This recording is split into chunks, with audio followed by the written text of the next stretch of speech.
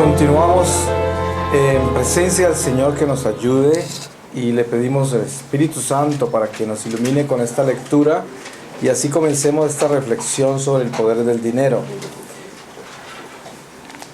Y voy a leerles de la carta de San Pablo a los Efesios, en el capítulo 5, desde el versículo 8, y dice así: caminar en la luz. En otro tiempo erais tinieblas, ahora en cambio sois luz en el Señor. Caminad como hijos de la luz, porque el fruto de la luz se manifiesta en toda bondad, justicia y verdad, sabiendo discernir lo que es agradable al Señor. No participéis en las obras estériles de las tinieblas, antes bien combatidlas, pues lo que éstos hacen a escondidas da vergüenza hasta el decirlo. Todas esas cosas, al ser puestas en evidencia por la luz, quedan a la vista, pues todo lo que se ve es luz. Por eso dice: despierta tú que duermes, álzate de entre los muertos, y Cristo te iluminará. Así pues, mirad con cuidado cómo vivís, no como necios, sino como sabios, redimiendo el tiempo, porque los días son malos. Por eso no os volváis insensatos, sino entended cuál es la voluntad del Señor. Y no os embriaguéis con vino, que lleva la lujuria. Al contrario, llenaos del Espíritu, hablando entre vosotros con salmos, himnos y cánticos espirituales, cantando y alabando al Señor en vuestros corazones, dando gracias siempre por todas las cosas a Dios Padre, en el nombre de nuestro Señor Jesucristo. Palabra de Dios. Pues nosotros tenemos una idea muy clara de lo que es el dinero, pero al mismo tiempo, cuando nosotros hablamos de el dinero en el espíritu, nos encontramos de que es un poco más diferente a lo que nosotros conocemos de él. Resulta que el mundo material pues es como una plataforma, como un vientre desde el cual nos lanzamos a la plenitud del mundo espiritual. Entonces Dios creó el mundo material bueno, pero nosotros podemos hacer de él el bien o el mal. Por lo tanto, al final del día, el mundo material es un instrumento. Todo el mundo material en general, el mismo universo, el cielo, las estrellas, todos son un instrumento. Ustedes se han dado cuenta que Dios nos ha dado la astronomía, pero cuando se utiliza por el mal, hablamos de astrología. Y Dios nos ha dado las hierbas medicinales y todo esto, y cuando hablamos en la luz, hablamos de la medicina natural. Pero al mismo tiempo después hablamos de las alternativas naturales, que quiere decir que en ellas se puede utilizar cualquier medio para fortalecer eso que ya es natural con espíritu, pero no espíritu de Dios, que son las hierbas encantadas con arcanos, que ya conocemos que son parte de la brujería y todas las hierbas que tienen nombres muy sofisticados, pero vienen de arcanos, de tratados mágicos y de quién sabe cuántas otras fuentes. Por lo tanto, en el mundo material, todo se convierte en un instrumento del bien o del mal. Por eso es que dentro del judaísmo, las enseñanzas de Dios a los judíos, después de que ya viene Jesús entre ellos, es de ayudarles a superar la religión y la ley mosaica. Por eso San Pedro, en esa terraza donde estuvo esa visión de que bajó como un telón del cielo y aparecieron estos animales que los judíos normalmente no comerían, y el Señor le dijo: mata y come, y le enseñó a superar sus escrúpulos religiosos judaicos y a entrar en otra realidad espiritual, que era lo que Dios o lo que bendecimos en nombre del Señor queda bendito. Por eso es que cuando nosotros vamos a comer y bendecimos los alimentos, sin importar las manos que hayan tratado esos alimentos, la forma en que lo hayan cultivado, quienes han participado en la preparación de esos alimentos, sin importar eso, con la bendición de Dios quedan listos para ser consumidos. Por eso se le pone espíritu. Ustedes saben que la sal y el agua son criaturas, y la iglesia puede exorcizarlas. ¿Por qué se exorcizan? no es que tengan demonios adentro, sino de que no están redimidas. Entonces la iglesia las bendice para que solo el Espíritu de Dios pueda actuar a través de esas criaturas. Porque de lo contrario, el espíritu del mal las puede usar, porque es criatura. Y el espíritu viaja sobre las criaturas, cabalga sobre las criaturas, por decir así. Las toma como si fueran esos instrumentos de cabalgadura, donde pueden penetrar a un alma, pueden entrar al intelecto de un ser humano, pueden entrar a los instintos o a los sentidos de un ser humano a través del agua, de la sal, y por eso la iglesia utiliza esto que se llaman sacramentales. Pero para que sean sacramentales tienen que tener espíritu, el espíritu de Dios que los lleva a la bendición. Ustedes se dan cuenta que hoy, por la desnutrición espiritual tan grande que hay en la iglesia, a veces hay sacerdotes que les molesta bendecir un crucifijo o exorcizar el agua o la sal porque lo encuentran inútil, porque se han perdido no solamente esas costumbres religiosas, sino que se ha perdido el espíritu de la religión, que es lo más peligroso. Entonces dejan que cualquier espíritu navegue sobre cualquier instrumento, y lo que no está bendecido por el Señor, y especialmente por las manos que están ungidas para bendecir un sacramental, pues no tiene la fuerza que se busca, porque simplemente es un objeto material. Y ustedes se han dado cuenta que los brujos utilizan crucifijos, utilizan estatuas de santos, utilizan dentro de la santería cubana, se utiliza todo lo de la iglesia católica, toda la imaginería, toda la iconografía la utilizan para el mal. Y entonces las mismas imágenes que para nosotros son santas y sagradas cuando están bendecidas, ellos las tienen preparadas a través del espíritu del mal, las mismas imágenes. Entonces la diferencia tan grande, a través de eso vienen todas estas prácticas del vudú y todas estas ciencias de brujería africanas que utilizan los objetos y la materia para que los espíritus del mal viajen a través de ellos. De ahí vienen todos esos muñecos del vudú que están atravesados con alfileres y cosas de esas. Ahora, cuando nosotros encontramos la vida natural en la supervivencia, que quiere decir nosotros somos llamados a ganarnos el pan con el sudor de la frente. El dinero se convierte en un instrumento de intercambio que tiene valores. Pero yo les pongo un ejemplo. Este billete que les voy a mostrar acá es un billete de $1. Y este billete solo vale $1. Pero dependiendo de la mano que lo empuña, este billete cambia de valor. Porque mire, este billete puede haber estado en las manos de una prostituta. Y valía ¿qué? Lo que ella ofrece por este $1. Puede estar en las manos de un ladrón, en las manos de un avaro, en las manos de un santo, en las manos de una persona envidiosa, en las manos de un asesino que con esto contribuye a pagar cualquier asesinato o algún daño. Y este mismo billete, en este mismo billete pueden navegar muchas fuerzas, muchísimas. Ahora, eso no quiere decir que si yo recibo este billete voy a contaminarme con todos los espíritus que han navegado a través de este billete, porque eso se llama escrúpulo. Precisamente de eso es que Dios estaba liberando a Pedro del escrúpulo judío, para que se diera cuenta que cuando yo recibo lo que recibo de Dios, los bienes que Dios me da, como el dinero que me da para mi sustento, yo tengo que darle gracias a Dios por el dinero que recibí.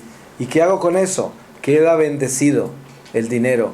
Y ese dinero jamás va a actuar contra mí, porque yo lo he consagrado a Dios.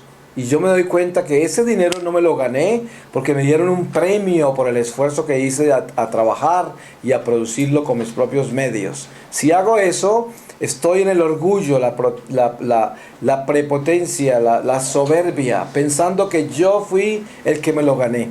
Ustedes saben que el dinero que recibimos nosotros no es un pago, un salario de nuestro trabajo, sino que es una gracia que recibimos de Dios. Eso es lo que es. San Pablo dice que el trabajador debe recibir su salario. ¿Eso qué quiere decir? Hagan la justicia de Dios. En eso está diciendo, la justicia de Dios dice que el que trabaje le tienen que pagar. Pero eso no quiere decir que ese pago vino del hombre, sino que Dios exige que se pague al trabajador, pero no como un premio, sino que es lo que recibe por el sudor de su frente, porque eso es lo que tiene que hacer para subsistir, es la pena del destierro. Es una multa que tenemos nosotros. Pero aquel que vive en gracia de Dios, vive con gracia el destierro. Ustedes se dan cuenta que hay personas que se llenan tanto de la voluntad de Dios, que sin importar las pruebas que tienen que pasar en esta vida, las viven con gracia. No hay cosa más increíblemente preciosa que ver a un ser humano pasando por dificultades inmensas en esta vida y que no ha perdido ni la esperanza, ni la paciencia, ni la tolerancia, ni la compasión. Que al contrario, se llena más de Dios todavía entre más sufrimiento. Y esto lo vemos en las personas que verdaderamente andan con Dios. El que no anda con Dios anda como desesperado, porque la desesperación es la falta de esperanza y es un pecado, porque es desconfiar de la voluntad de Dios, de la gracia de Dios que siempre está con nosotros cuando nosotros estamos con Él. Y aunque nosotros estemos ausentes de Dios, Dios nunca se ausenta, siempre está permanente. La gracia de Dios nos debe bastar. Hay un pasaje muy importante para nosotros meditar sobre él, que es algo que San Pablo nos enseña.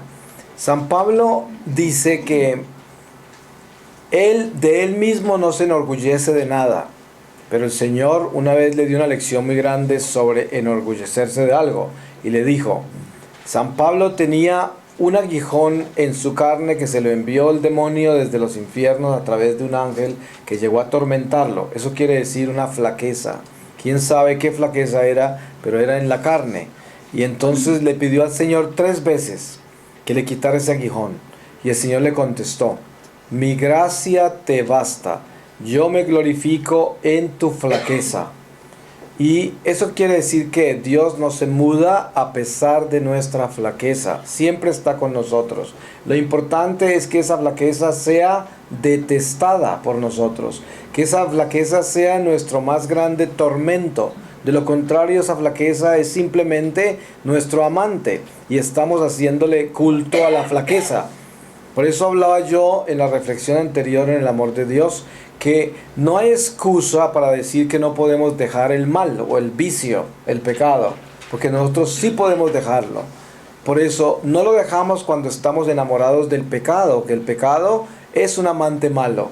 Por eso es que San Pablo nos enseña con esto el límite de las solicitudes a Dios en un corazón coherente y sobrio. Él solo pidió 3 veces. No se puso a pedir después de eso 50 veces más, aunque Dios dice que nosotros podemos pedirle sin cesar. Sin embargo, el apóstol muestra una coherencia para que el ser humano descanse en paz sobre la voluntad de Dios y entienda que de pronto Dios no quiere hacer una cosa, porque es mejor que no la cambie para que el alma se moldee en la voluntad de Dios y no en la voluntad humana. San Pablo en su voluntad humana no quería tener ese aguijón, pero Dios se lo dejó.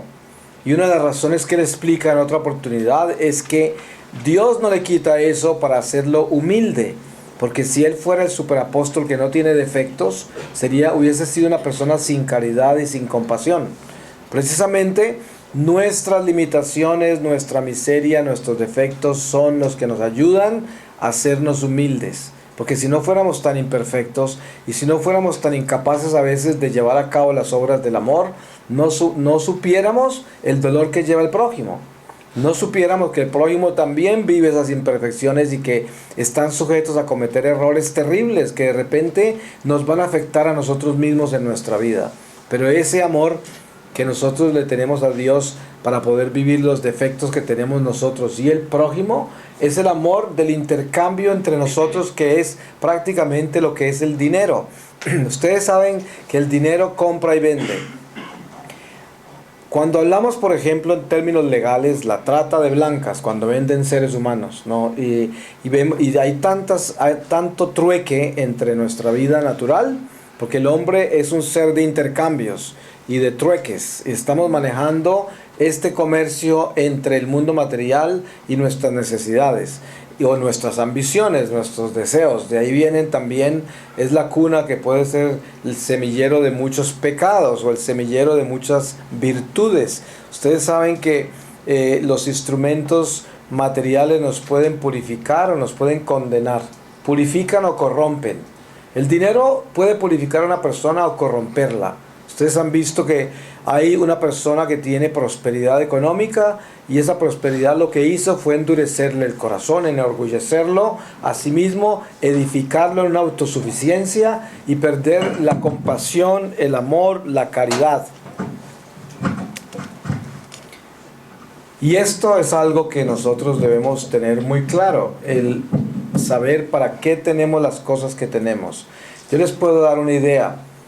Todo lo que usted ha adquirido con el dinero, las cosas materiales, todas esas cosas tienen boca y usted tiene que alimentarlas. Por ejemplo, usted compró una mesa, eso tiene un valor y usted gastó ese dinero comprando esa mesa. Esa mesa necesita espacio, necesita mantenimiento para que esté limpia. Usted tiene que utilizarla de una forma específica. Cuando el hombre adquiere cosas que no necesita, comienza a deformársele su vida en el mismo espacio y en el tiempo. Y eso comienza a deformarle el alma, porque nosotros somos seres formados por nuestras decisiones. Y una de las decisiones más peligrosas en el mundo material en que vivimos hoy es el consumismo. Les voy a dar un ejemplo. Usted ve un perrito que pasa a toda velocidad y usted está convencido que ese perrito va en una misión, quién sabe para dónde irá, tiene un destino específico, va a ser un mandado, como dicen, pero de pronto el perrito para, mira para arriba y parece que encontrará otro olor mejor del que estaba siguiendo y se devuelve por donde venía a toda velocidad también, detrás de un olor que encontró mejor. Esto es un animal, cierto, que está solo en los instintos, pero cuando nosotros vamos hoy en día a un centro comercial, encontramos muchos seres humanos portándose peor que los perritos, ¿sí? Van corriendo a hacer algo y de pronto los vemos parando en seco en una vitrina y se quedan hechizados ahí y los maneja el consumismo, los maneja. Usted encuentra personas en un almacén midiéndose toda clase de cosas que no van a comprar y el pobre vendedor todo emocionado pensando que ya hizo la venta del día y la persona sabiendo que no va a comprar nada. Y esto es como un deporte que hay con las cosas materiales, algo injusto en muchas cosas y además que satisface unos apetitos que van a quedar frustrados. Y después encontramos personas que entran con ese apetito tan increíble para adquirir algo en un almacén. Y cuando van hacia el almacén van felices y cuando los ves salir ya van con el rostro abajo porque ya consiguieron lo que querían. Por eso es que nos tenemos que dar cuenta que la posesión más grande que tenemos nosotros son aquellas que no hemos podido tener todavía. Hay más almas en el purgatorio purgando los deseos frustrados y las metas que no alcanzaron que las mismas que alcanzaron. Porque precisamente hay mucha gente que nunca está satisfecha con lo que tiene. Y por mucho que tenga, no cree que tiene suficiente. Si tiene mucho dinero no tiene amor, si tiene mucho amor no tiene dinero, y si tiene esto no tiene lo otro, y nunca tiene todo lo que quiere. Entonces, ¿qué me gano yo con todo este dinero si nadie me ama y todos los que vienen a mi alrededor es por mi dinero? Después, ¿qué me gano yo con amar tanto a la gente si como no tengo nada nadie me quiere? Y así, toda esta tragedia humana cuando el ser humano depende de las cosas materiales y las utiliza para a través de ella ganarse lo que busca y lo que quiere, lo que desea. Por eso la liberación del hombre en el amor de Dios es precisamente superar los instrumentos materiales. El dinero tiene un sentido específico. Tense en cuenta que la atracción más grande que tiene el hombre al dinero, ¿cuál es? Coleccionarlo, almacenarlo, guardarlo. Y así se supone que tiene su seguridad. Es como la meta del hombre es guardar lo que más que pueda de dinero y tratar de multiplicarlo lo más que pueda para tener seguridad. Bueno, hay unos niveles de responsabilidad y de coherencia dentro del trabajo del hombre, porque una familia que tenga hijos tiene que proveer no solamente el techo, el alimento, el vestido, la salud, sino que también tiene que proveer una seguridad para el estudio de los hijos, para tantas cosas. Y dentro de eso tiene que haber una coherencia, pero al mismo tiempo también tiene que haber una espiritualidad. ¿Cómo se espiritualiza el dinero? La única forma de espiritualizar el dinero es siempre consagrarlo a Dios, que quiere decir todo el dinero que yo busco conseguir y el que ya he conseguido, lo he conseguido para glorificar a Dios en mis responsabilidades. Y las responsabilidades mías son el ministerio a que soy llamado. Si es el ministerio de la familia a través del sacramento del matrimonio, son el matrimonio mis hijos por los cuales tengo que velar. Si a mí me sobra, después de hacer eso, tengo que acordarme del prójimo, inmediatamente. Ustedes saben que muy astutamente el cristianismo, las sectas, utiliza el diezmo como uno de sus mayores bancos. Y le dan a entender a la gente que tienen que darles el 10% de todo lo que ganan, que es un abuso impresionante, porque esa no es la realidad del diezmo desde las escrituras. Sin embargo, utilizan inclusive la palabra de Dios para sacarle el dinero a la gente. Ustedes saben que dentro de nuestra religión católica nunca ha existido que el hombre se manipule con la palabra de Dios para sacarle dinero. En una misa, usted nunca oye el sacerdote que interrumpió toda la liturgia y dijo: ahora vamos a hacer la colecta. Y les voy a leer este pasaje de Isaías o de Jeremías o de quien sea, para que se den cuenta lo que Dios les pide. Y entonces utilizan la palabra para que si le dan, Dios les multiplica, y si no dan, aténganse porque no van a tener frutos de nada de lo que están haciendo. Esa es la amenaza, la manipulación de las sectas con el dinero. La iglesia nuestra es santa y tiene una doctrina santa inspirada por el Espíritu Santo. Y obviamente que habrán excepciones, por ahí hay uno que otro sacerdote que es deshonesto, y quién sabe cuántas colectas hacen y cómo las hacen para acumular los dineros que piensan acumular para sí mismos en muchos casos. Pero normalmente el clero que está en obediencia a la Iglesia Católica nunca es ese pordiosero que está buscando el dinero del pueblo a través de manipulaciones. Inclusive cuando se quiere construir una iglesia vendiendo empanadas o cosas de esas, que normalmente en Latinoamérica así se construyen muchas de las iglesias, vendiendo cosas de la parroquia, inclusive en esos momentos el trabajo es diferente, no es sacarle la plata al pueblo del bolsillo, sino darle algo a cambio. Compre esta empanada, compre esta rifa del marranito, quién sabe de qué rifas harán, ¿no? Pero en esa forma se reconcilia la necesidad de la iglesia. Pero la iglesia debe ser ese ejemplo para nosotros. Cuando nosotros entendemos qué es el diezmo, entendemos que es un porcentaje de lo que nos sobra después de haber cumplido con nuestras responsabilidades. Eso es lo que es el diezmo. Uno tiene que conscientemente y con justicia proveerle a la iglesia, a su parroquia, un porcentaje de eso. Pero si aún después de hacer eso tiene más dinero, tiene que repartirlo entre los pobres. Yo no estoy diciendo repartir todo lo que tiene, sino de repartir equitativamente para nunca acumularlo simplemente para seguridad suya. Usted tiene que tener coherencia en la forma en que administra ese dinero. Si usted administra el dinero espiritualmente, va a aprender a vivir en la voluntad de Dios, y Dios siempre le dará ese nivel de abundancia y aún hasta se lo aumentará. Ustedes se dan cuenta que uno de los amigos más íntimos de Jesús era Lázaro, que era uno de los hombres más ricos de la Judea. Y ustedes se podrán imaginar cuánta gente le mandaría a Jesús al pobre Lázaro. Le debió mandar cientos de pobres y cientos de gente necesitada. Vayan donde Lázaro. Pero como era el amigo de Jesús, a Lázaro nunca le faltaba nada, porque era Dios mismo el que lo estaba mandando allá. Y esto es un ejemplo de lo que son las riquezas terrenales, que la riqueza terrenal solo se puede considerar riqueza si tiene Espíritu de Dios. De lo contrario, si no tiene Espíritu de Dios, ¿de qué va a tener espíritu si no hay sino dos espíritus? Tiene el espíritu del diablo. La administración del dinero es el secreto más grande para la salvación del hombre, cuando Dios le ha confiado a ese hombre prosperidad. La prosperidad de un ser humano puede ser su santificación o el tiquete directo a su condenación. No hay un territorio medio en eso, porque es muy severo. Cuando uno recibe responsabilidades tan grandes en la tierra, es porque Dios le va a pedir mucho. A no ser de que ese dinero se lo haya robado o haya hecho cosas muy deshonestas, corruptas. En ese caso, ese dinero de por sí desde el principio es del diablo. y va a traer maldiciones a todos los que usted trate de beneficiar con un dinero robado, porque si yo recibo una donación de una persona con un dinero que se robaron y yo sé que se lo robaron y yo lo recibo, yo soy partícipe de ese robo y ese dinero me va a pervertir a mí también y me va a hacer daño a mí.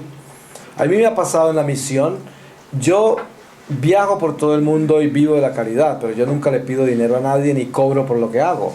Pero a veces me aparece una persona en una oportunidad, en un país cualquiera, para no mencionar nombres de países, y aparece un señor y me dice, mire, yo sentí en el corazón que necesito ayudarle a su misión para que el Señor me bendiga a mí y todas las cosas que yo hago. Este señor era tremendo mafioso y conocido porque ya me habían dicho la señora que lo llevó, que ya le pedía a Dios a ver si este hombre se convertía, porque era un hombre que era un profesional muy rico y se había pervertido con la droga y quién sabe en cuántos enredos estaba. Y él vino como a tratar de comprar cosas de Dios con dinero. Entonces me pedía que si yo me comprometía a orar por él todo el tiempo y a pedirle a Dios que lo protegiera de los fracasos. O sea, él estaba como pidiendo que yo orara para que a él no lo cogiera la policía, me imagino, ¿no? Porque era algo parecido. Él no lo dijo directamente, pero era igual. Y yo, sin tener muchos detalles de eso, porque la señora me había contado rápidamente cuando empezó el retiro, yo le dije, mire señor, primero que todo yo no le puedo recibir su dinero, porque yo no puedo orar por dinero. Y ya de por sí empezamos mal. Y además, el dinero que yo recibo para la misión es un dinero que el Señor me da, pero no me lo da en esta forma. Así que no lo tome a mal, pero no le puedo recibir nada. Yo simplemente le voy a pedir a Dios por su conversión, por su corazón, para que cambie usted lo que tenga que cambiar, porque todos nos tenemos que convertir. Pero en eso hay que tener muy claro, las obras de Dios se hacen con el dinero de Dios, no con el dinero del diablo. Para el hecho, ¿cuántas personas viven adictas a los juegos, a la lotería y a todo eso? Y entonces ahí tienen como una mística falsa que dicen, Señor, si me gano esto, le ayudo a los pobres. Si me gano esta lotería y me la das, voy a hacerle una iglesia a las almas del purgatorio. O ya, no sé qué. Falso, porque lo que están es queriéndose ganar la lotería para tener ese dinero que tanto anhelan y le están poniendo a Dios como una propuesta que si se las da, les da esto. Como si Dios necesitara eso. Y esto es lo que tenemos que tener en cuenta, que nosotros no podemos engañar a Dios y mucho menos engañarnos nosotros. Yo digo, si usted está en una lucha desenfrenada por enriquecerse, tenga mucho cuidado porque le está haciendo culto al dinero y el Dios suyo es el dinero. No hay forma de que usted pueda atender a Dios y vivir en el primer mandamiento si usted le está haciendo culto al dinero. Sí, de la única manera que se justifica el dinero en abundancia es cuando a través de sus talentos y sus capacidades humanas usted ha producido una forma de sobrevivir que se convierte en una forma de abundancia y prosperidad por el mismo trabajo suyo, por el mismo esfuerzo. A medida que usted vaya viviendo esa prosperidad y la vaya consagrando a Dios, ese dinero es bendecido y Dios lo inspirará para que usted haga las obras que Él quiere que usted haga con el dinero que Él le ha dado, porque usted se lo ha ganado con su trabajo, con el esfuerzo, con la creatividad que Dios le dio. Así que Dios lo mandó a que se lo ganara, por eso le dio esos talentos. Entonces ahí es donde viene el desafío de continuar produciendo frutos con lo que Dios le proveyó. Ese es un dinero que normalmente es el dinero que beneficia las obras de Dios. Por eso tenemos hospitales, por eso tenemos orfanatos, ancianatos y toda clase de obras de caridad por los ricos buenos de Dios. Por eso tenemos misiones, por eso se apoyan los misioneros por el mundo entero para que lleven la palabra de Dios por los ricos de Dios que ayudan a la gente, ¿no? Pero des en cuenta que si una persona se enriquece ilícitamente y comienza a hacer obras de caridad para justificar el dinero ilícito que tiene, pues ese es un tramposo, porque está tratando también de comprarse al Señor. ¿Sí? El único ladrón que se ha comprado a Jesús fue Dimas, que murió al lado de la cruz, que era tan buen ladrón que se robó hasta la salvación. ¿Sí? Pero de lo contrario, hay un ejemplo muy lindo que es el burrito del Domingo de Ramos. Ustedes saben que El burrito del Domingo de Ramos estaba convencido que toda la fiesta era para él. Él entró a Jerusalén convencido que los judíos amaban los burros. Decía, estos judíos, ¿cómo aman los burros? Él no sabía que toda la fiesta era para el que iba encima de él. Y eso es lo que tenemos que pedirle a Dios, que nosotros seamos unos burros pero racionales. O sea, que sea Dios el que va sobre este burro, pero que este burro piense con la razón que Dios le dio y se dé cuenta que es Dios el que va encima de nosotros y que nosotros vamos hacia Jerusalén del cielo y llevamos las buenas nuevas del Señor en nuestro corazón, pero las llevamos para la gloria de Él y no para la gloria nuestra. Ahora la prueba, una de las pruebas de fuego más grandes, no tener el dinero que necesitamos. Esa es una prueba de fuego. Hay un ejemplo muy grande en la aparición de Enoch en Irlanda. Ustedes saben que en un momento, en el año por allá en los 1800, Irlanda padeció lo que se llama una hambruna. Y murieron 4 millones de irlandeses. Es curioso porque Irlanda nunca volvió a recuperar su población. Continúan 4 millones, nunca se recuperó. Pero se murieron de hambre. Y dentro de ese tiempo de la hambruna, un sacerdote en un pueblito muy pequeño que se llama Knock, le hizo 100 misas a las almas del purgatorio, implorando misericordia y por todas las intenciones que tenía el curita para su comunidad. Cuando terminó las 100 misas, en esa iglesita pequeña que tenía una puerta de barrotes de metal, de hierro, que se podía ver hacia adentro, cerró su iglesia y se fue. Y ya estaba anocheciendo y de repente comenzó a salir una luz inmensa de esa iglesia y hubo la aparición de Enoch, que es una aparición silenciosa. Aparece la Virgen, San Juan Bautista con la Biblia en la mano abierta, San José y un altar, y encima del altar un cordero rodeado de ángeles, y era una aparición en silencio. Esa aparición fue como una respuesta del cielo después de las 100 misas a las almas del purgatorio, mostrándole a ese pueblo irlandés que Dios estaba con ellos. Pero mire lo absurdo, Dios está con ellos, pero no les trajo comida. ¿Sí? No se solucionó el hambre, ni pasó nada extraordinario, ni hubo videntes, pero es considerada la aparición más trascendental de las apariciones marianas, y es totalmente desconocida. La mayoría de la gente conoce las apariciones extraordinarias de la Virgen María, pero esta, que es una de las más extraordinarias, porque es el mensaje silencioso de Dios, donde no hubo aparente mensaje, pero ese mensaje es más grande que todos los mensajes marianos, porque el Señor bajó y les dijo a todos, shh, como silencio, se van a morir de hambre, pero esto es perfecto, no se preocupen, yo estoy con ustedes. ¿Ustedes se imaginan lo duro que es eso? Lo difícil que es eso para un ser racional, si lo que está pidiendo es comida, no silencio, y tampoco quiere un Dios que baje a hablar con él, sabiendo que ese Dios tiene todo el poder, y ese Dios con todo el poder que tiene no les da comida, y es un pueblo católico con mucha fe. Entonces esa es la prueba más impresionante de la fe. En una oportunidad estaba en Dublín, en un área de Dublín que se llama Artane, en una iglesia, y una señora me dijo, ¿usted qué piensa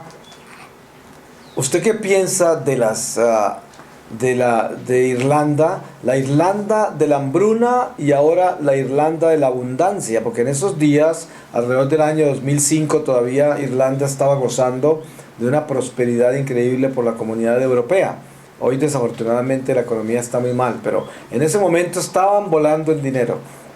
Y yo le decía a la señora, pues más que todo fue el Espíritu Santo, porque yo no sabía qué responder, pero la respuesta era, la Irlanda de la hambruna y la Irlanda de la prosperidad fueron probadas ambas en lo mismo, que es, el Señor aparece a la Irlanda con hambre y le dice, no tienes comida, ¿me podrás amar aún ahora que tienes hambre? Y podrás confiar en mí y saber que todo es perfecto aunque te estés muriendo de hambre. Y luego le aparece a la Irlanda de la prosperidad y le dice, ahora no me necesitas, ahora no me buscas, ¿será que eres tan valiente que me puedes amar aunque no me necesitas? Y esto es lo mismo, es Dios probando las almas y moldeándolas. Y dense en cuenta que Dios en este misterio de la vida terrenal nos lleva a nosotros navegando por el destierro, dándonos lecciones constantes de cómo confiar en Él a pesar de lo absurdo que puede ser la vida. Hay personas que nacen en abundancia y mueren en abundancia. Y obviamente por haber nacido y muerto en abundancia, de repente no tienen unas opciones muy grandes de purificación así nomás, a no ser de que algún acontecimiento muy grave les ocurra. Y son almas que muchas no crecen espiritualmente como debían crecer. Eso no quiere decir que la abundancia es mala, sino de que miren ustedes el misterio que hay. Si de repente hay generaciones enteras que son muy ambiciosas y crean un depósito de abundancia para las generaciones futuras, y dentro de esa abundancia que navega a través de los años va un espíritu de ambición, un espíritu ambicioso, que esa gente necesariamente no fue una gente corrupta, malvada ni nada, pero fue una gente extremadamente ambiciosa por las cosas materiales. Y seguramente fueron gente que ayudó y fue generosa y todo, pero el dinero navega en esa forma. Llega un momento que hay una generación totalmente favorecida por esa abundancia, pero como no tiene el Espíritu de Dios en plenitud, porque es el producto de ambiciones que no necesariamente son espirituales, entonces esa abundancia de esa generación no trae espíritu para que se espiritualicen con ella. Entonces es muy difícil que esa persona de repente por la abundancia llegue a espiritualizarse, y ese es como materia prima para un purgatorio muy complicado, porque esas personas de por sí tienen en sí, con esa abundancia, un don de la caridad, pero no tienen el don de la conversión, sí, ese don de la espiritualidad. Y cuando yo hablo de la caridad, no hablo de la caridad perfecta, porque es simplemente la caridad que yo hablo es la caridad humana, porque hay dos niveles de caridad. Una es la humana, que es la que yo hago por respeto humano, por lástima, y por yo tratar a través de esa caridad comprarme a Dios, es decir, saldar mi culpa en alguna forma. Y otra caridad es la caridad perfecta, que es la que pide San Pablo que busquemos siempre, que es cuando yo nunca voy a mirar lo que la mano derecha está dando. ¿Sí? Yo doy sin medida y no espero nada de lo que yo doy. Nada, absolutamente nada. Es el verdadero amor. Entonces en esas generaciones que pasan por esa prosperidad, pues hay un peligro. Lo mismo sucede con generaciones que vienen en la escasez. Ustedes saben, mire, hay dos tipos de miserias en el mundo.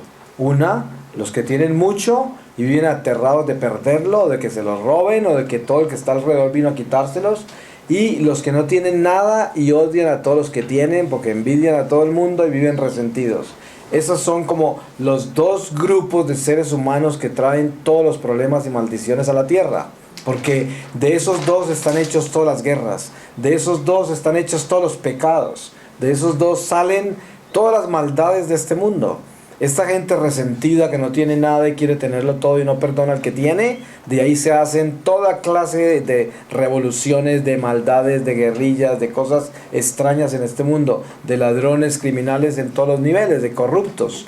Y por el otro, de esa gente que tiene mucho y lo tiene todo acumulado y no comparte nada de eso, y tiene esa avaricia de pensar que todo el que se le acerca es que le viene a pedir dinero, o que cómo se atreven a pedirme esto y aquello. Esa persona también está peor que el de la escasez.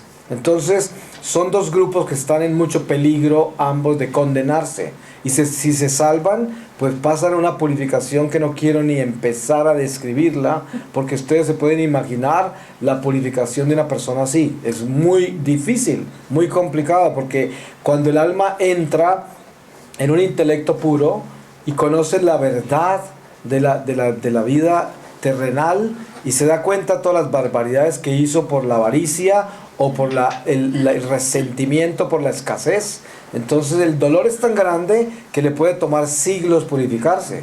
Puede quedarse hasta el final de los tiempos ahí en el purgatorio. Hay muchas almas en el purgatorio que llegarán hasta el final de los tiempos.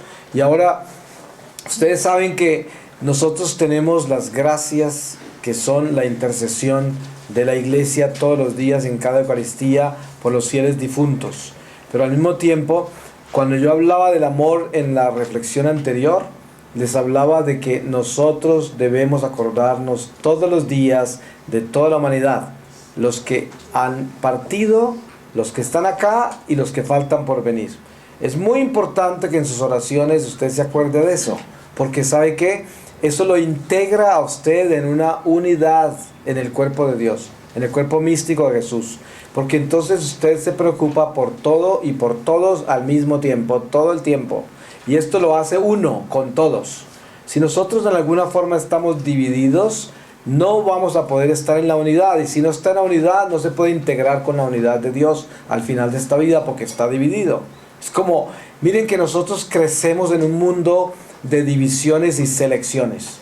Hay personas que crecen odiando la gente asiática porque no los quieren. Otros que crecen odiando la gente de color negro, de raza negra, porque los consideran raros, inferiores o quién sabe qué. Otros que odian a la gente blanca porque son negros. Otros que hacen esto. Unos que creen que la gente pobre es gente que hay que tratar con lástima y tratar de ayudarlos, pero no nos mezclemos con ellos porque tienen costumbres muy salvajes, ¿no? Ahora, otros que creen que son de mejor familia que otros y creen que tienen un mejor apellido que los otros por las castas, las posiciones sociales y todo. Todo esto es basura. Ustedes saben que precisamente el hombre que viva dentro de ese marco no podrá ver a Dios hasta que ese marco no lo desbarate, hasta que no demuela ese marco. Si usted entra al purgatorio con un corazón así, le aseguro que pasará años deshaciendo eso. ¿Por qué? Usted se imagina, todos los años se caminó por la tierra seleccionando a la gente. Entonces ahí viene este tipo de persona, yo con esa persona no me relaciono. Este tampoco. Eso queda marcado en su alma en una forma tan impresionantemente grave que usted pasará, pero años a veces purificando a una sola persona. Y le digo, una persona que pasó por la calle, por el frente suyo, que usted nunca había visto y nunca volverá a ver. ¿Pero qué? Esa persona impacta su alma. Si usted desprecia a una persona, aunque nunca la haya visto, y la desprecia por un segundo porque usted tiene ese espíritu de selección, eso queda marcado en el libro de la vida. Por eso es que es tan importante entrar en una conversión sincera desde ahora. Como dice San Pablo, para nosotros que vivimos el día que se apellida de hoy. O sea que tenemos todavía la oportunidad de volver a escribir las páginas de nuestro libro de la vida. ¿Cómo será Dios de misericordioso?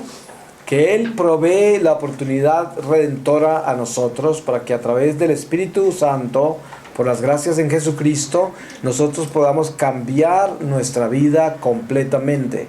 Yo les hablaba antes de que nosotros somos criaturas de un instante y nuestra vida es instantánea y todo cambia en un instante.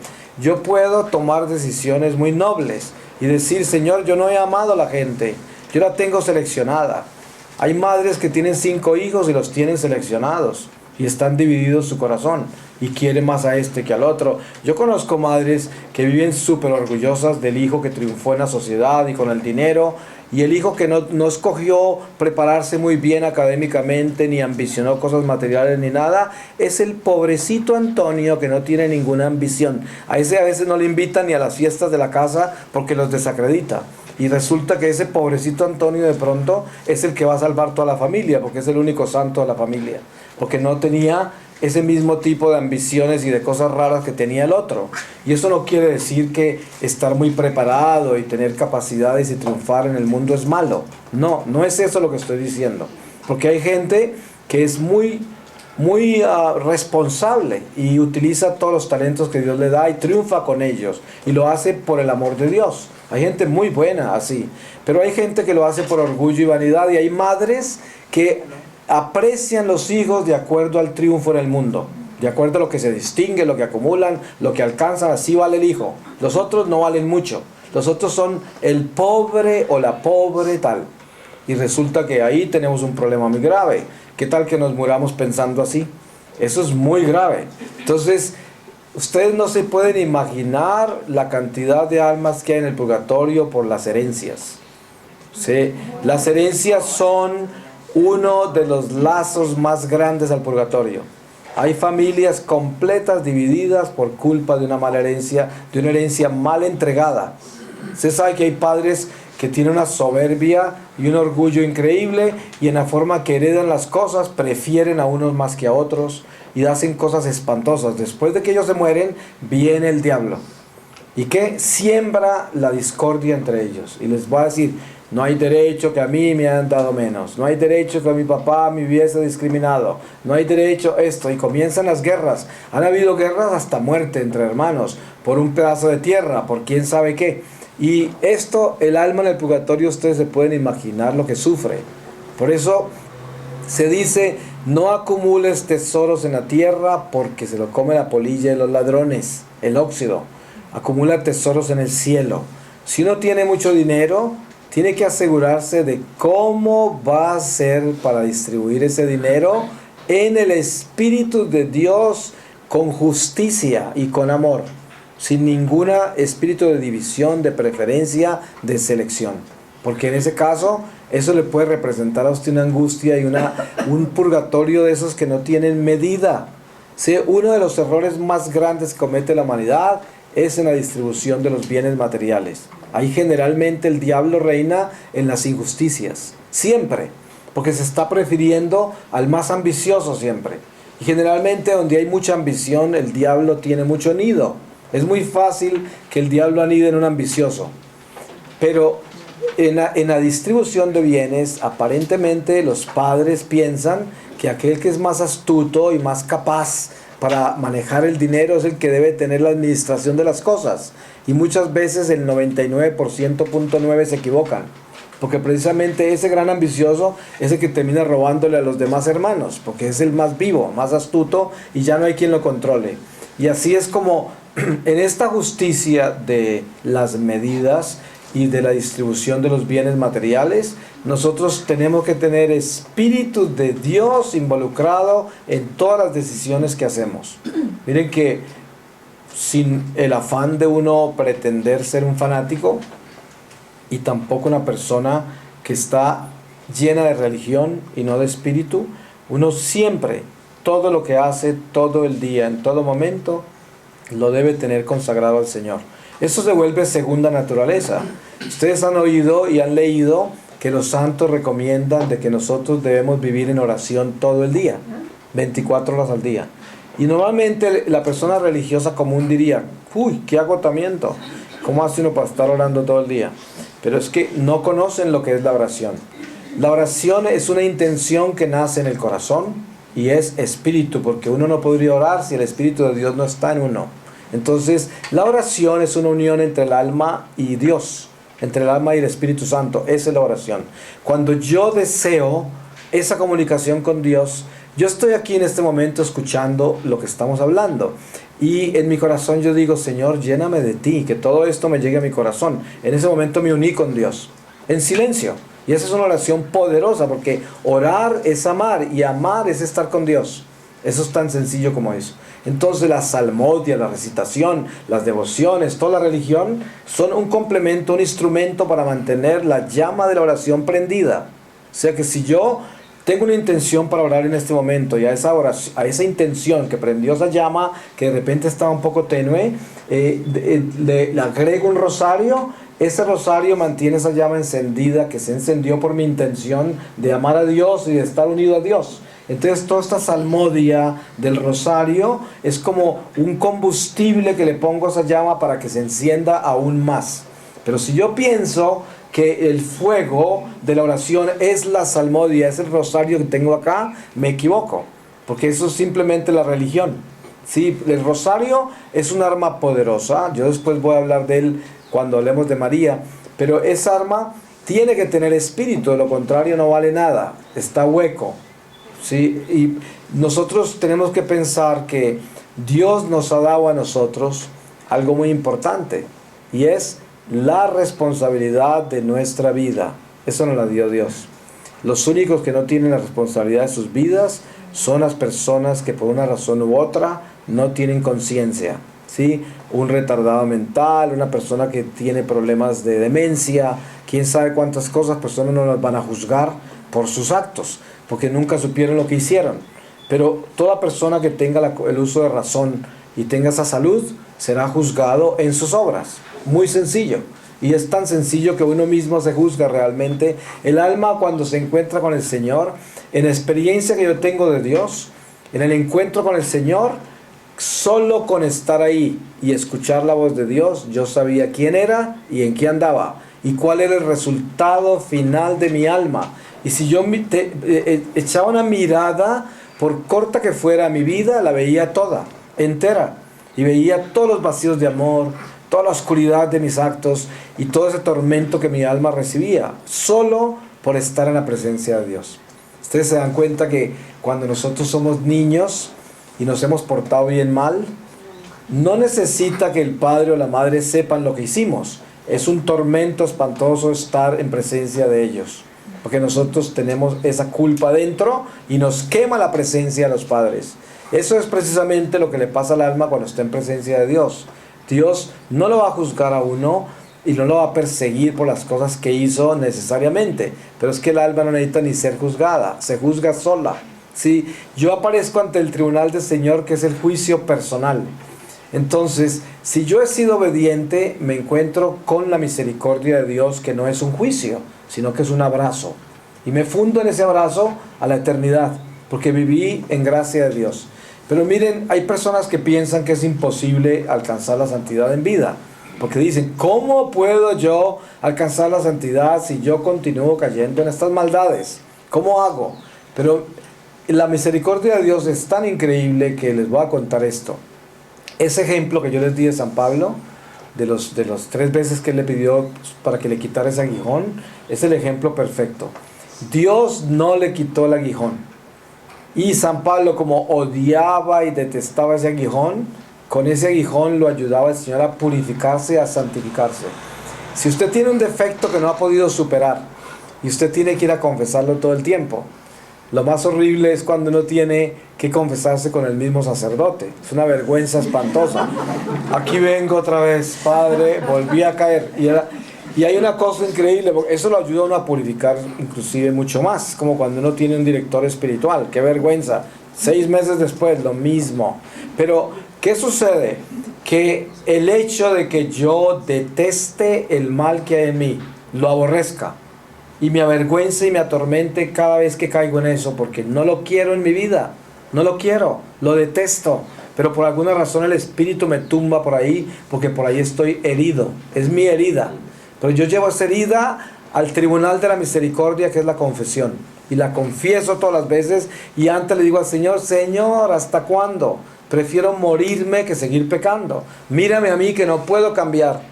Esa renuncia al pecado tan sincera, tan profunda, tan llena de pasión, porque uno sinceramente no quiere pecar más, cuando usted aparezca ante el tribunal del Señor, ese pecado, a pesar de que usted lo cometió muchas veces más después de que comenzó a odiarlo y está arrepentido de él, ese pecado ya no existía ante el tribunal de Dios desde el día que usted renunció sinceramente a él. Eso ya se había desaparecido. Entonces dése cuenta que nosotros caminamos en el camino de la santidad cuando todo lo que estamos buscando es obedecerle a Dios a pesar de nuestra imperfección y nuestra naturaleza pecaminosa. Pero lo único que queremos es obedecerle a Dios, sinceramente, de corazón. Ese es el camino de los santos, así es. Y suena absurdo, porque dice, ¿cómo puede Dios amarme si yo sigo traicionándolo? Y Él sabe que yo no he podido superar esto, pero es que Dios conoce su corazón. Mire, un padre bueno, justo, tiene un hijo que está estudiando y lo ve que se trasnochó, estuvo toda la noche en vela estudiando y luego se fue a presentar su examen y regresa con el examen reprobado, no lo pasó. ¿Saben? Para ese padre de familia, ese hijo sí pasó el examen. Porque ese hijo dio todo lo que tenía para lograrlo, y aunque no lo ha logrado, el padre le dio la aprobación. Le dijo, no te preocupes, hijo, tú hiciste todo lo que pudiste. Ahora vamos a asumir las consecuencias, pero para mí tú lo ganaste, no te preocupes. Eso es Dios, ese es Dios con nosotros.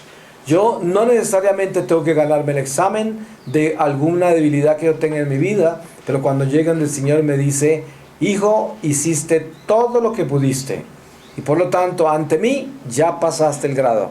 Sí, ese es Dios, esa es la misericordia de Dios, pero nosotros tenemos que poner todo lo que está a nuestro alcance. Por eso es que el santo dice, trabaja como si todo dependiera de ti, y ora como si todo dependiera de Dios. Entonces llega un momento en que uno hace todo lo que puede, y cuando ya no puede hacer más dice, aquí te lo entrego, Señor, ya esto es tuyo, porque yo no puedo hacer más. Y ahí quedó. Esa es como la intercesión de nosotros por la conversión de los pecadores que están al lado nuestro, especialmente. Dice, uno no puede desanimarse porque no hay cambios, porque la oración de uno no puede exigir que en el tiempo de uno dé resultados la petición a Dios. Si la oración es tan bonita y tan perfecta y el amor es tan grande por ese prójimo, por esos parientes o las personas que uno ore, pues entonces usted lo que debe hacer es orar sin medida y sin condición, que es, Dios es el único que puede hacer crecer los frutos de la oración. Nosotros solamente podamos contribuir con nuestra parte, que es orar, pedir y confiar en Dios, y Él se encargará del resto. ¿Cuándo lo hará? No sabemos. En el tiempo de Dios. Mi madre oró por mí toda su vida. Nunca le escuché nada. Se murió sin que yo me convirtiera.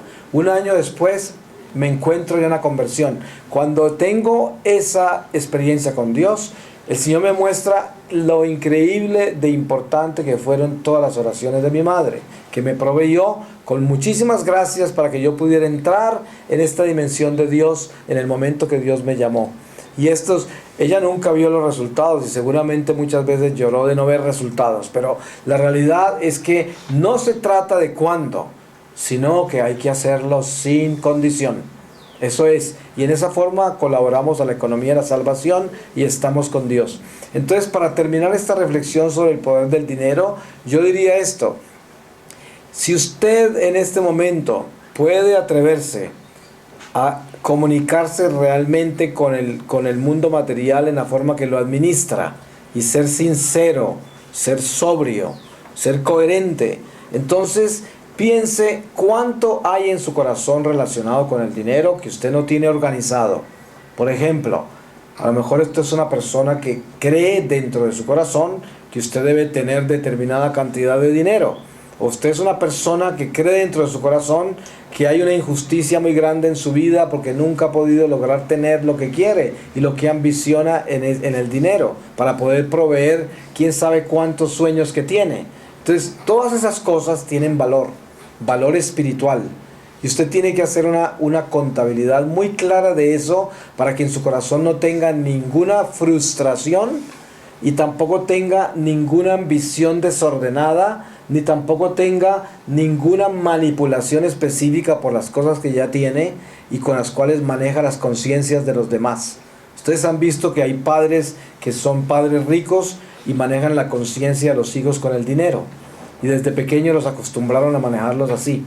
Si vas a tal parte y haces tal cosa, te doy tanto, y esto, y toda la vida comprando y vendiendo favores y creciendo con el dinero. Entonces, esos hijos crecen acostumbrados a que les tienen que pagar por todo, que todo tiene precio y nunca aprenden a dar. ¿Cómo van a aprender a dar si nunca les enseñaron a sacrificarse, si siempre les pagaron por todo lo que hicieron?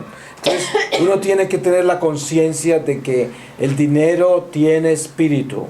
Ahora la pregunta es, ¿qué espíritu tiene el dinero que yo llevo? ¿Qué espíritu tiene?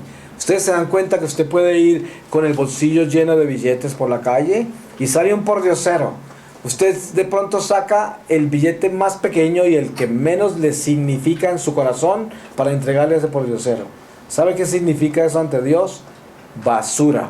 Eso no es nada. Usted no le dio nada a ese pordiosero. Por eso es que el ejemplo de la viuda pobre y el fariseo rico que entran a la iglesia, el fariseo da una cantidad de dinero alarmante para el pobre, pero es que ese le sobraba, eso no era nada comparado con todo lo que tenía. En cambio la viuda dio más de lo que ella tenía porque dio hasta lo que necesitaba ella. Esa fue la que dio de verdad, el otro no dio nada. Entonces uno tiene que entender cómo valorar lo que tiene. ¿Sí? ¿Cuántas veces? Mire, usted no se puede imaginar lo que vale la sonrisa de un pobre cuando usted hace algo que verdaderamente es significante. Si usted ve a una persona en la calle y la quiere ayudar, haga una donación a esa persona que la haga sonreír así y sentirse tan amada de Dios y sentirse que tuvo un milagro en ese momento, y eso es una obra de caridad. Es que hay mucha gente que abre los closets de la casa y saca toda ropa sucia, rota, que ya no usa y todo, se la regala a los pobres, o sea, utiliza a los pobres como basurero, ¿sí? Y creen que hicieron una gran obra de caridad cuando lo que hicieron fue usar los pobres como basura, como caneca a la basura. Si usted quiere regalarle de su ropa a los pobres, atrévase a regalarle un traje que es bien costoso, que ya no usa y que lo tiene ahí y que no sabe ni por qué lo tiene. ¿Cuántas cosas no tenemos nosotros en la casa que ya nunca vamos a usar? ¿Y por qué razón las tenemos? ¿Por qué razón las tenemos? Ahí hay una enfermedad espiritual que tenemos que sanar, porque no tenemos por qué tener las cosas que no usamos. No tenemos por qué. Esa es una enfermedad.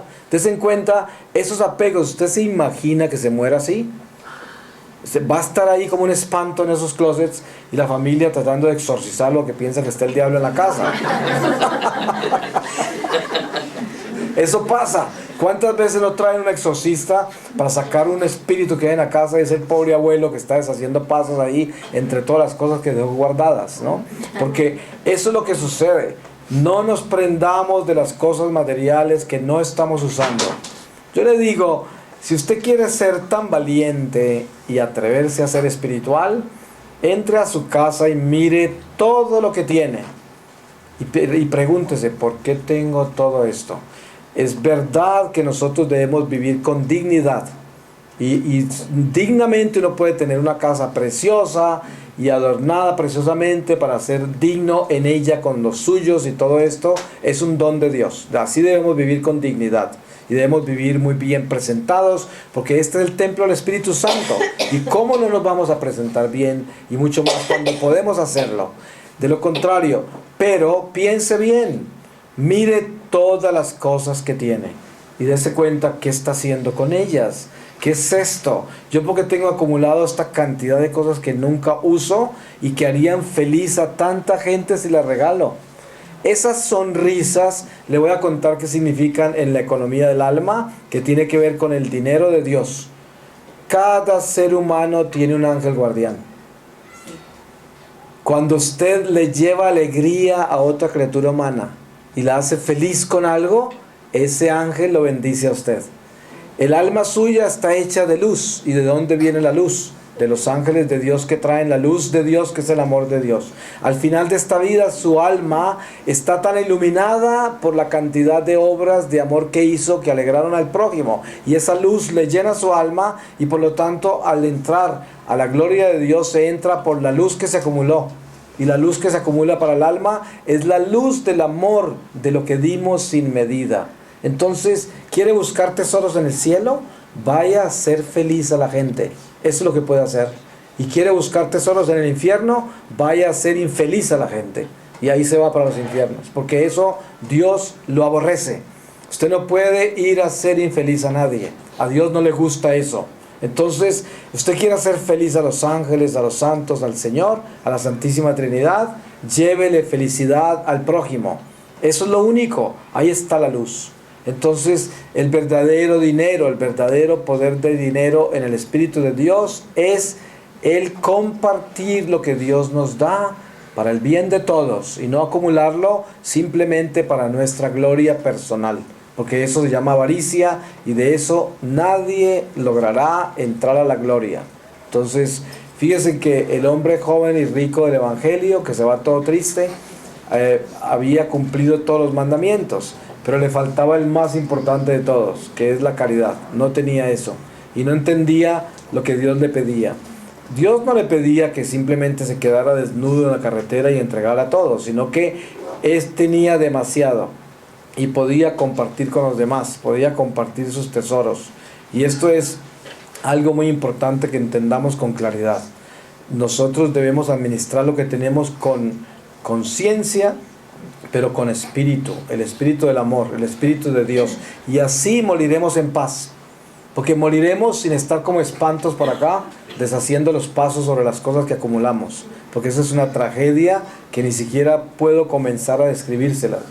Voy a cerrar con una lectura de la palabra de Dios y les voy a leer de el Evangelio de San Juan en el capítulo 2, versículo 1, y dice: al tercer día se celebraron unas bodas en Caná de Galilea, y estaba allí la madre de Jesús.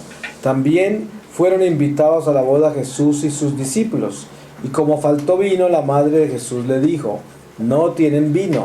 Jesús le respondió: mujer, ¿qué nos va a ti y a mí? Todavía no ha llegado mi hora.